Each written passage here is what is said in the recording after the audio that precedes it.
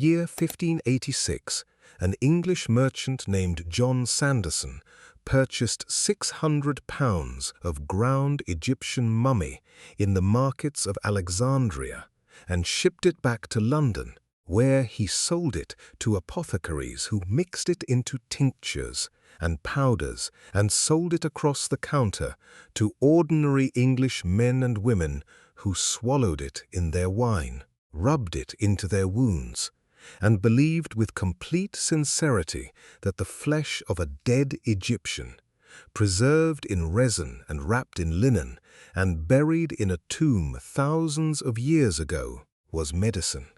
600 pounds, not ounces, pounds. That is a quantity that suggests not a curiosity trade, not a niche market for the eccentric or the desperate, but a mass market commodity, a product in constant and reliable demand, purchased regularly by the apothecaries of London because their customers wanted it and kept coming back for more. This was not an anomaly. This was not a fringe practice. For approximately 500 years, from the 12th century through the 17th century, and lingering even longer in some places, the ground, powdered, liquefied, or otherwise processed flesh of Egyptian mummies was one of the most widely prescribed and commonly sold medicines in Europe. It was listed in official pharmacopoeias. It was recommended by royal physicians.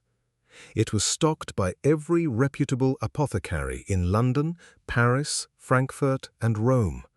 It was prescribed for headaches, for stomach ulcers, for liver disease, for heart problems, for bruises, for broken bones, for poisoning, for plague, for epilepsy, for coughs, for paralysis, and for virtually every other ailment that the medicine of the era could name but could not treat.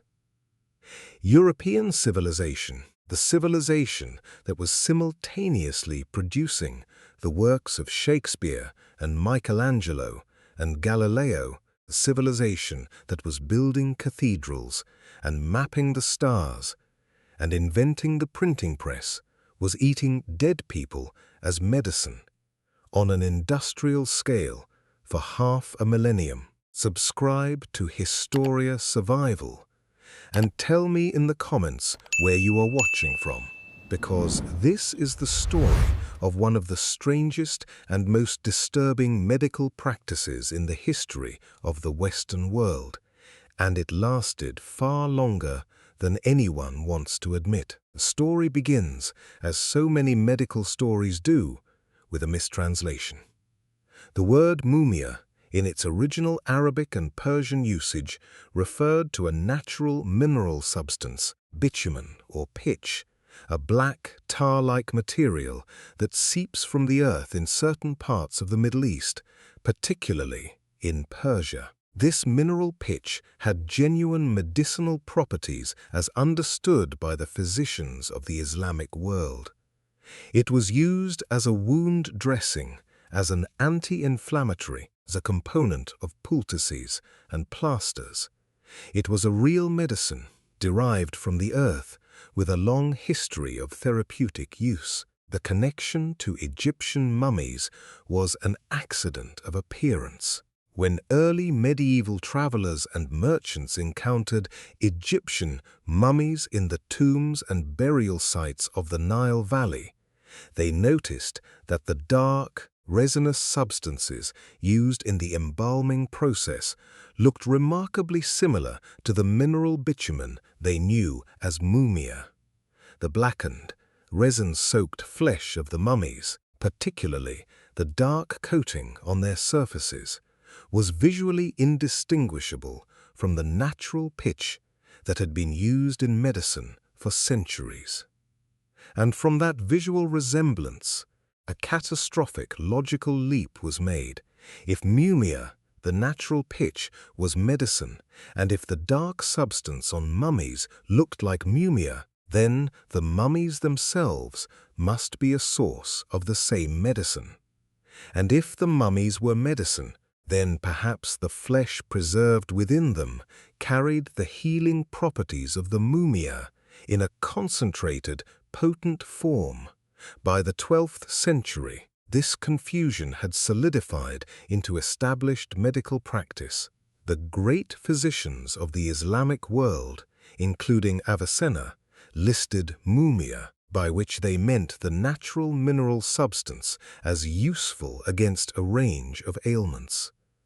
But European translators, working with these Arabic medical texts and misunderstanding the distinction between natural pitch and embalmed flesh, translated mumia as the substance found in or taken from Egyptian mummies. The confusion was compounded by the fact that actual Egyptian mummies were becoming increasingly available in European markets, as the tomb-raiding trade in Egypt grew to supply the demand created by the medical misunderstanding. The original medicine, the natural bitumen, was gradually replaced in the apothecary's jars by the ground flesh and bones of actual Egyptian corpses, and no one in Europe appeared to notice or care about the distinction. The logic of this confusion was supported, in the minds of medieval and Renaissance physicians, by the broader medical theories that governed their practice. Humoral theory taught that disease was caused by imbalance in the body's fluids, and that substances which could restore balance were medicines. The embalming materials used on Egyptian mummies, the resins, the oils, the aromatic substances, were known to have preservative and possibly therapeutic properties in their own right. The flesh of the mummy, preserved by these substances for thousands of years, was believed to have absorbed their properties, to have become saturated with healing materials over the long centuries of its preservation. Eating the flesh was therefore not merely eating dead human tissue. It was, in the understanding of the era, consuming a preparation of powerful medicinal substances that had been concentrated and preserved within a human matrix for millennia, growing more potent with each passing century.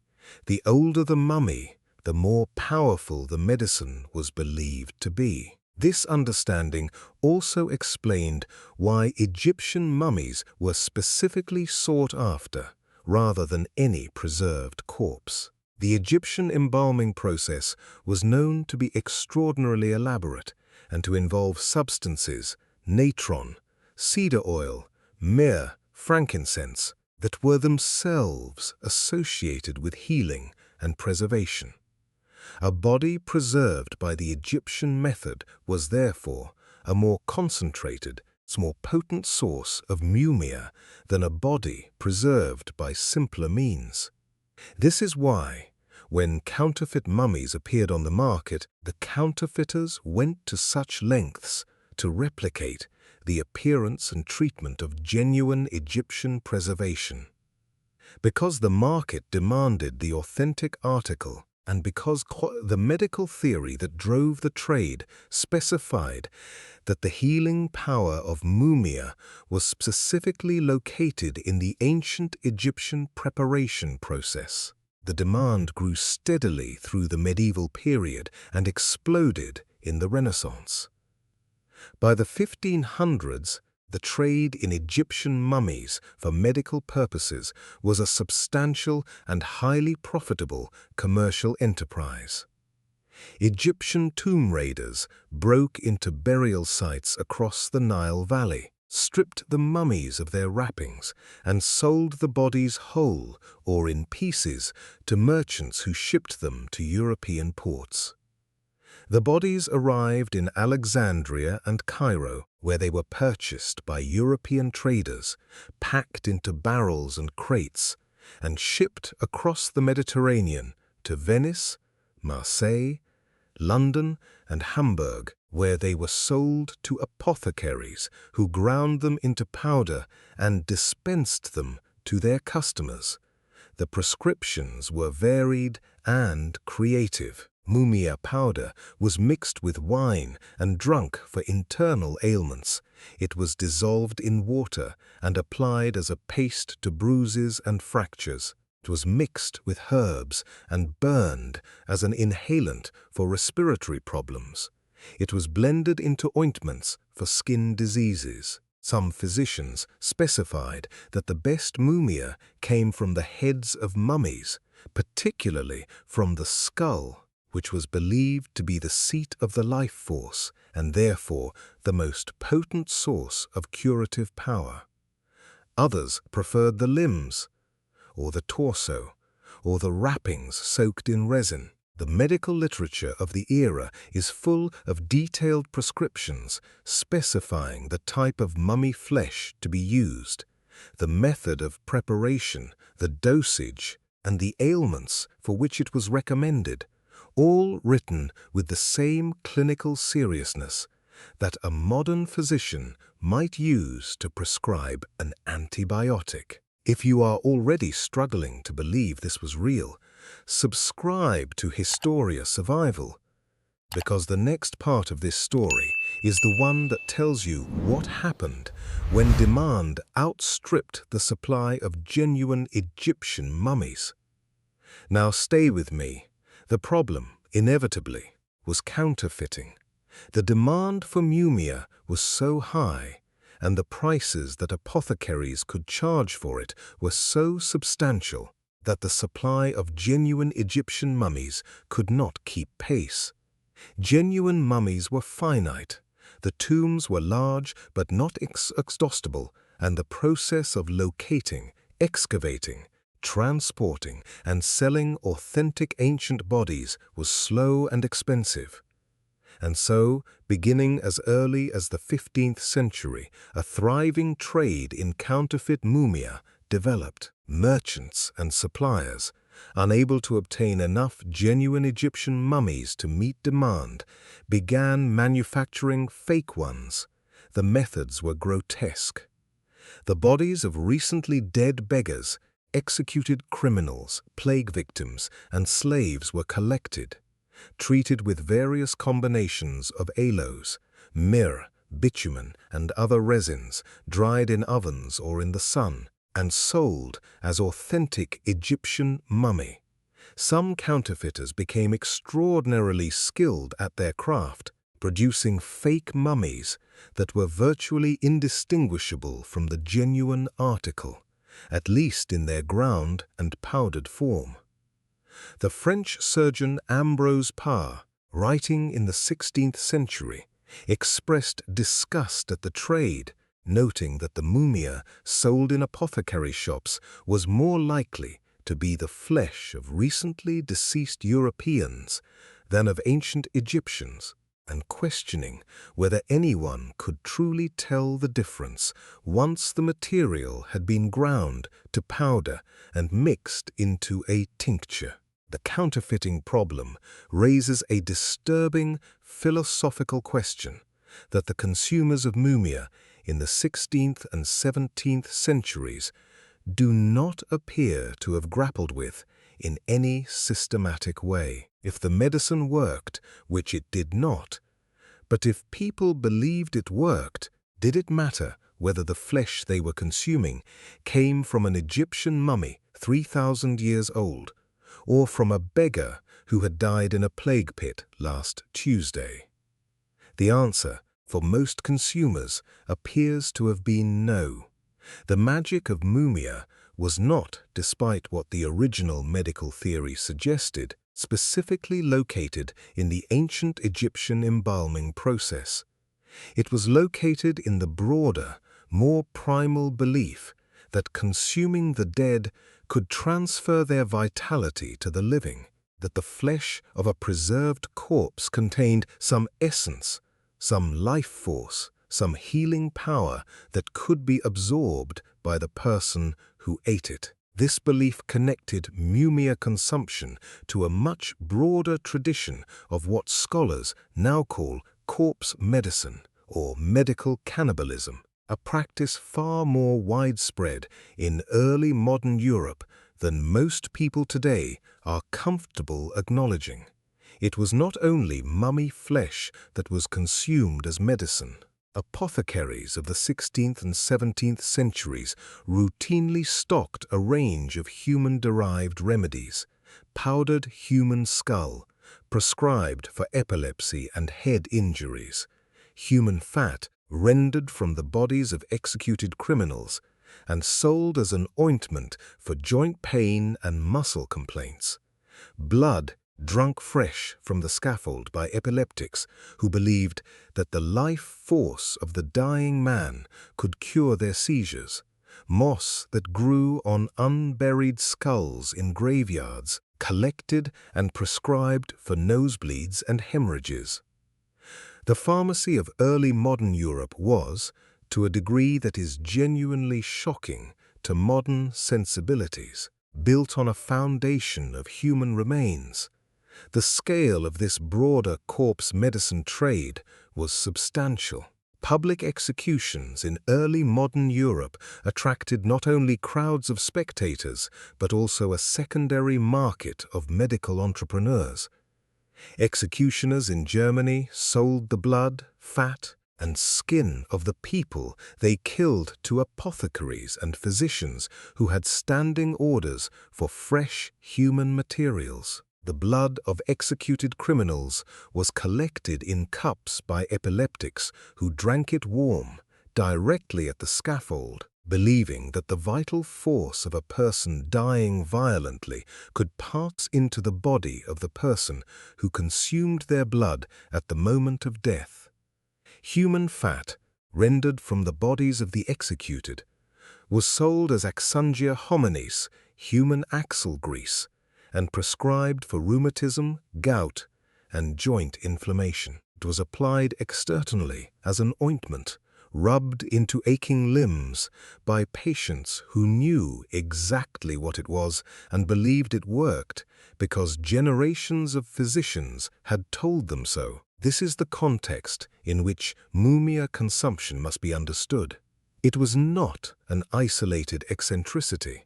It was part of a coherent, if horrifying, medical worldview that saw the human body as a repository of curative substances, a pharmacy in itself whose parts could be harvested, processed, and consumed to heal the living. The consumption of the dead was not taboo in early modern Europe. It was medicine. King Charles II of England drank a tincture called the King's Drops, which was made from distilled human skull mixed with alcohol. He consumed it regularly. Francis I of France carried a pouch of powdered mumia with him at all times, mixed with rhubarb in case of injury or sudden illness. These were not ignorant peasants following folk remedies in defiance of educated medical opinion. These were monarchs surrounded by the finest physicians in their kingdoms, following the prescriptions of those physicians, consuming human remains as medicine because the medical establishment of their era told them it would work. The trade had consequences for Egypt that extended far beyond the loss of ancient bodies. The systematic looting of tombs to supply the European mumia market destroyed archaeological sites, scattered artifacts, disrupted the burial traditions of communities that still revered their ancient dead, and established patterns of tomb raiding that persisted for centuries, long after the medicinal trade had died out and been replaced by the equally destructive trade in mummies as curiosities for European collectors and museums. The mummies that were ground into powder in the apothecaries of London and Paris were not merely bodies.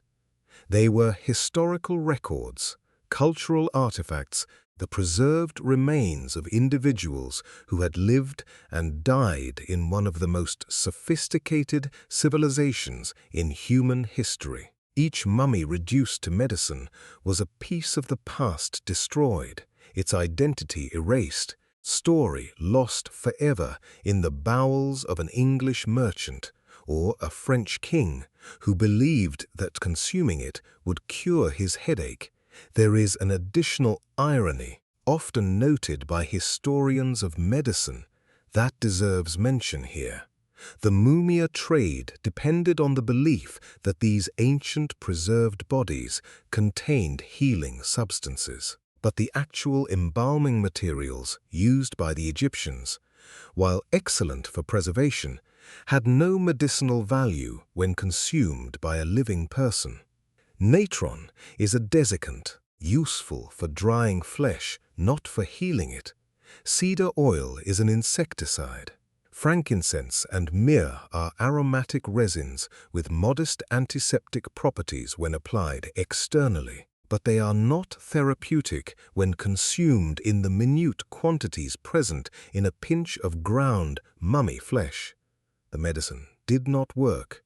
It had never worked. It could never have worked. The entire edifice of the mumia trade, the tomb raiding, the shipping, the grinding, the prescribing, the consuming, was built on a foundation of error that had its root in a simple mistranslation 600 years earlier, and that was perpetuated for 5 centuries by the inability of any individual physician to stand against the unanimous consensus of his profession and say, "This does nothing." The decline of mumia as a medicine came gradually, driven not by a single dramatic revelation, but by the slow accumulation of skepticism that accompanied the scientific revolution of the 17th and 18th centuries, as experimental methods replaced ancient authority as the basis of medical knowledge,